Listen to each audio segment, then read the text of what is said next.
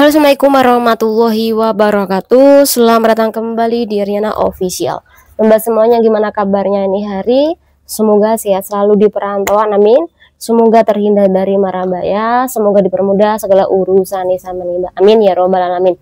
Nah, kali ini ada pembahasan kasus, kemudian pertanyaan dari kawan-kawan semuanya.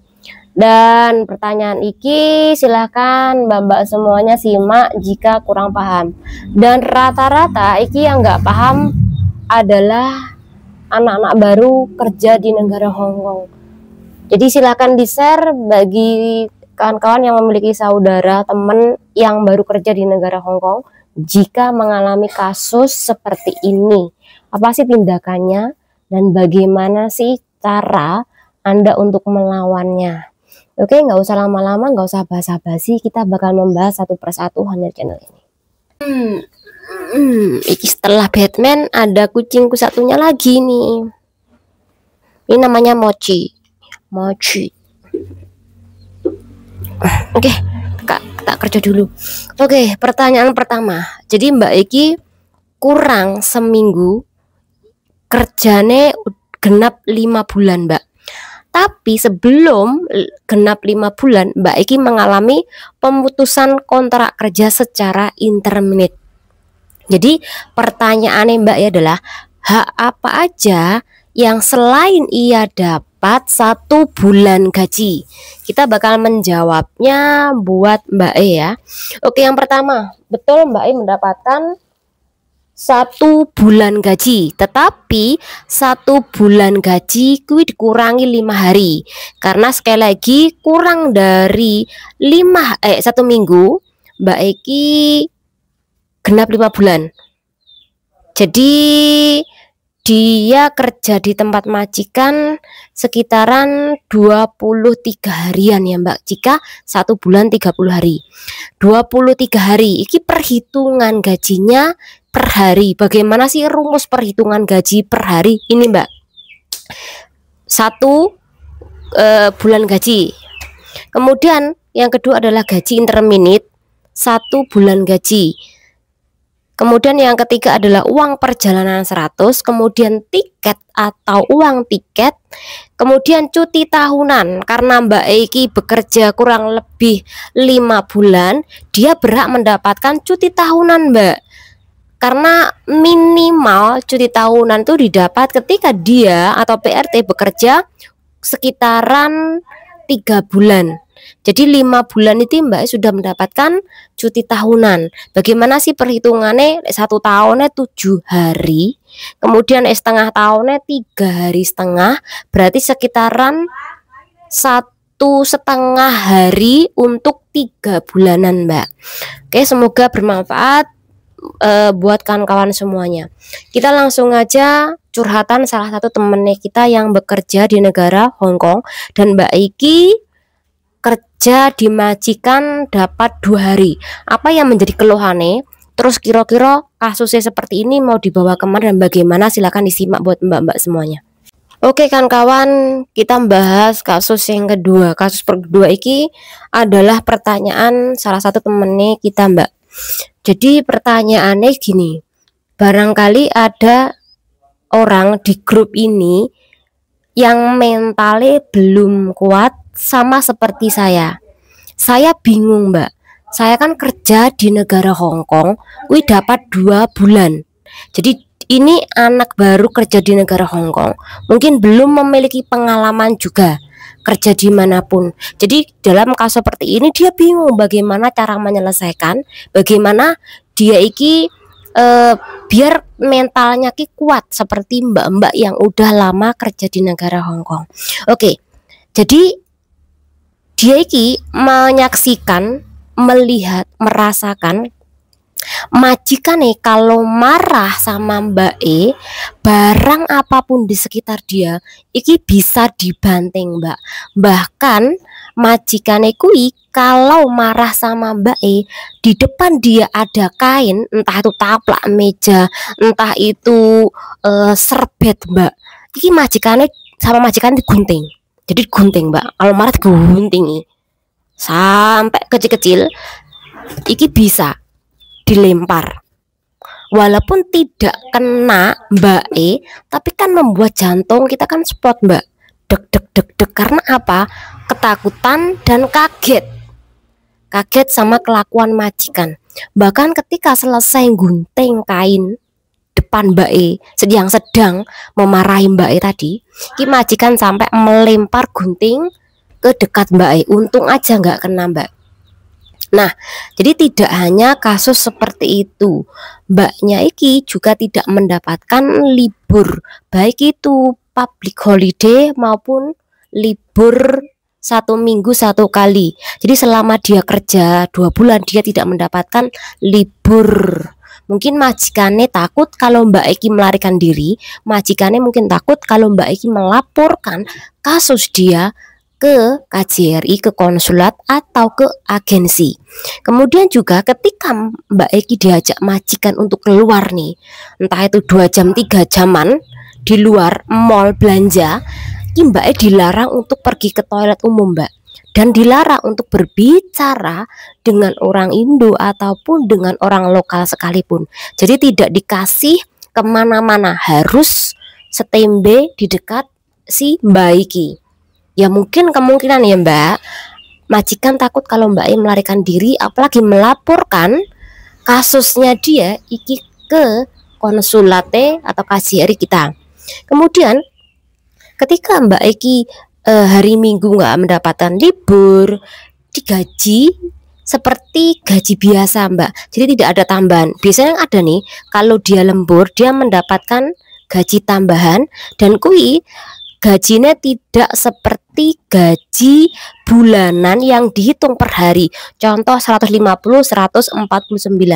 Nah, kan biasanya kalau mbak-mbak nggak libur hari Minggu dapatnya kan 200 atau 250. Nah, Mbak Eki merasakan di situ. Nah, di poin ini nanti kita bakal membahasnya kan kawan. Karena sekali lagi memang aturannya seperti itu. Tapi kalau ada majikan yang baik hati menyuruh Anda lembur di hari Minggu, dia ingin menambahin gaji Anda Mbak.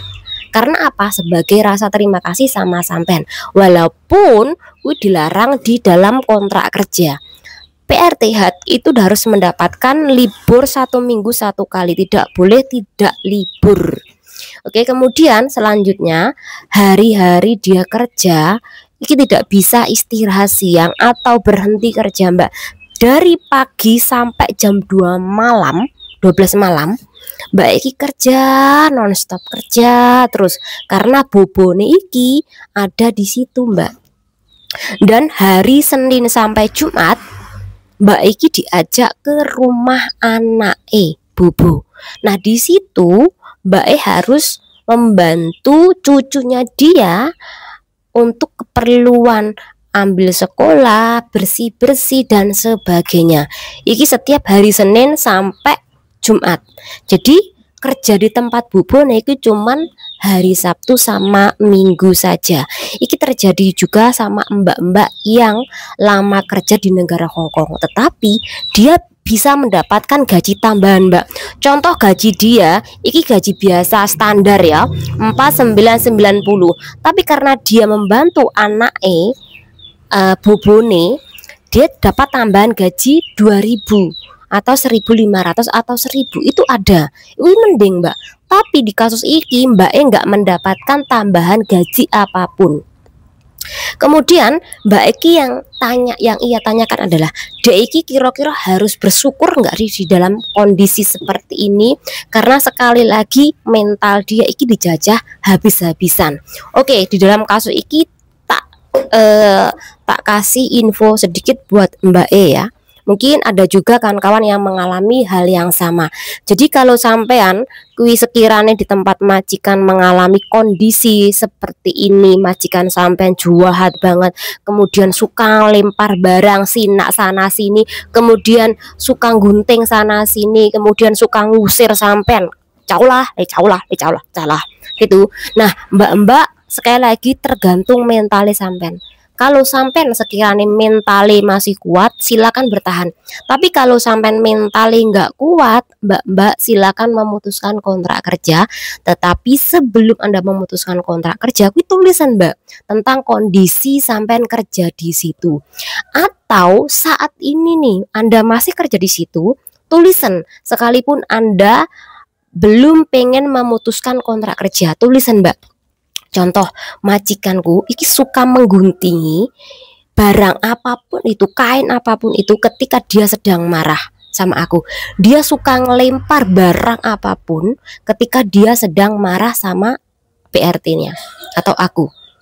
Dia suka marah-marah sama aku yang tidak terkendali. Sampean tulisan bahkan barang apapun yang ia gunting, barang apapun yang lempar, sampean fotonan mbak. Tanggalnya berapa, kemudian bulannya berapa, tempatnya di mana, siapa yang melakukan. Nanti kalau sewaktu-waktu sampai memutuskan kontrak kerja, sampai sudah ada catatan itu mbak. Atau tiba-tiba majikan sampean wi nggak menyukai sampean, kemudian memutuskan kontrak kerja sampean sudah ada catatan, dan catatan itu silakan nanti dikirim ke imigrasi mbak. Imigrasi biar tahu kondisi sampean kerja di tempat majikan, biar nanti kalau sampean cari majikan lagi, visane sampean mudah diproses karena imigrasi tahu kondisi sampean kui buruk di tempat majikan. Atau kalau ada CC baru kerja di situ, kemudian mengalami hal yang serupa, majikan ini bisa di blacklist ke depannya mbak. Yang pertama, kemudian yang kedua, masalah sampean kerja di tempat anake kuis pelanggaran. Kalau bisa sampean laporkan perkara ini sebelum 3 bulan. Kalau majikan sampean malah marah-marah, sampean laporkan lagi kalau majikan Anda marah-marah. Jadi pentingnya bahasa. Kalau sampean bisa bahasa Inggris Kantonis, sampean bisa melakukan perlawanan mbak. Kenapa majikan itu sewena-wena? Karena sampean gak paham bahasa dan sampean terlalu menggunakan hati, dan sampean kuwi terlalu takut dengan kondisi sampean seperti itu. Semakin sampean takut sama majikan, majikan semakin nyanyi sampah sampean dan makin berani sama sampean. Jadi penting kalau sampean kerja ke luar negeri, tatanan diri sampean sendiri, keberanian sampean sendiri, sejauh mana sampean menanggapi, melawan majikan-majikan yang seperti ini. Jadi sampean bisa melakukan nih, kalau sampean berani, sampean bahasane oke, sampean tanyakan sama majikan, emangnya kontrak kerjaku kui kerja 2 rumah ya? Karena kontrak kerjaku kerja di tempatmu, ketika aku kerja di tempat anakmu itu tidak boleh pelanggaran. Aku bisa melaporkan kamu ke labor loh, dan kamu tidak bisa mencari CC baru lagi. Sampean berani nggak seperti itu? Jadi sampean tuh sebenarnya bisa melaporkan, cuman sampean nggak paham aja kondisi sampean.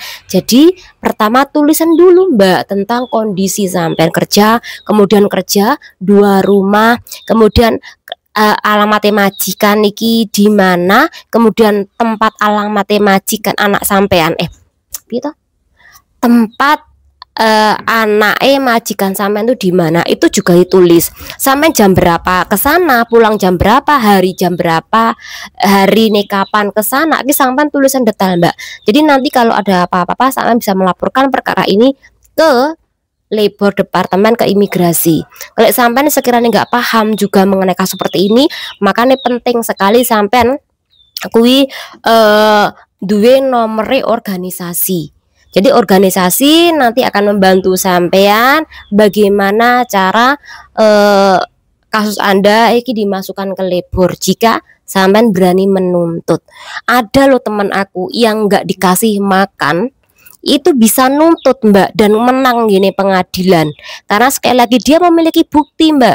Apalagi kasus sampai seperti ini, lek sampean bertahan iso stres. Jadi lek sampean sekiranya nggak kuat, putuskan kontrak kerja, tapi tulisan dulu kondisi sampean di situ, jangan bertahan. Sampean jangan ngerasa kira-kira sampean memiliki semangat apa untuk tetap bertahan di dalam kondisi ini. Mungkin ada nih yang lebih parah, tapi kan tergantung mentalnya masing-masing. Mungkin ada nih temennya sampean mbak, sing kerja di majikan, sing jahat banget, tapi mentalnya dia kuat. Karena apa? Dia nggak mau tahu sementing bayaran. Terus dianya berani. Walaupun majikan jahat ngelempar apapun itu, kalau dia berani melawan, ya tetap dia bisa bertahan. Tapi kalau nggak berani melawan, yang ada malah makan hati. Kasihan nek sampean stres tenanan gini tempatnya majikan. Karena banyak juga nih temen-temen yang ngalami stres selain dengan masalah keluarga, masalah bojo, juga masalah majikan. Karena terlalu lama kerja di tempat majikan, makan hati, mendem loro hati, akhirnya dia stres balik Indonesia, Mbak. Sampean kok nggak eman-eman kalau saman stres perkara ini adalah majikan Anda yang seperti itu. Jadi sekali lagi, lek sampean sekirane pengen memutuskan kontrak kerja atau sampean saat ini bersiap-siap tulisan semuanya, Mbak. Nanti sekiranya kalau sampean sudah menulis, tiba-tiba sampean diputus kontrak. Nah, sampean kui kan pas dikirim ke agensi, sampean ada waktu keluar nih. Tulisan semuanya itu kemudian kondisi sampean kan sudah sampean ready tulis dari dulu kan. Nah, sampean kirim meneng imigrasi, Mbak, lewat pos. Sampean tanyain lah Mbak-mbak neng building. Pos-pos yang biasanya di tepi jalan itu di mana sih, Mbak, tempatnya? Nanti banyak banget, Mbak, di Hong Kong ada pos-pos yang berada di jalan-jalanan. Sampean taruh di situ, Mbak. Jadi sampean beli berangko, terus sampean juga beli formnya. Silakan sampean kirim ke imigrasi. Boleh kok catatan pakai tangan. Kalau sampean nggak paham imigrasi, kalau sampean nggak paham bahasa Inggris, sampean bisa translate ke Google. Semoga dengan ada pembahasan ini bermanfaat. Intinya tergantung sama sampean sendiri, Mbak. Lek sampean kuat teruskan, lek sampean nggak kuat ojo bertahan. Itu aja intinya. Semoga bermanfaat. Wassalamualaikum warahmatullahi wabarakatuh.